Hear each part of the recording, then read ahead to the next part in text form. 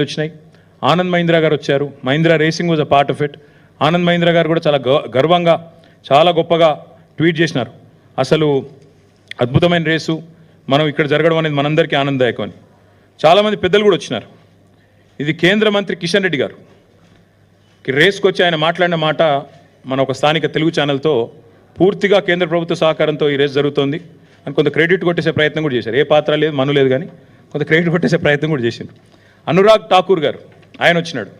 ఆయన కూడా వచ్చి ప్రైజులు కూడా ఇచ్చారు. ఆయన ఇది అనురాగ్ ఠాకూర్ గారు, అప్పుడు ఆయన కేంద్ర క్రీడల శాఖ మంత్రి.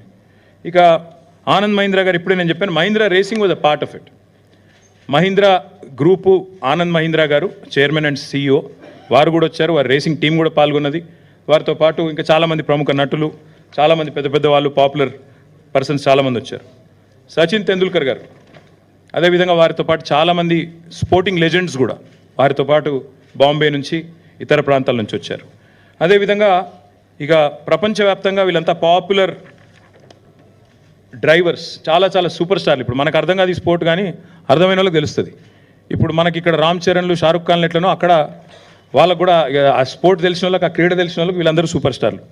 అదేవిధంగా చాలామంది యాక్టర్లు, రాజకీయ దిగ్గజాలు, మన ఇంకా చంద్రబాబు నాయుడు గారి డాటర్ ఇన్ లా బ్రాహ్మణి గారు, ఇంకా చాలామంది హైదరాబాద్లోని హూ ఇస్ హూ అందరూ కూడా అటెండ్ అయ్యారు.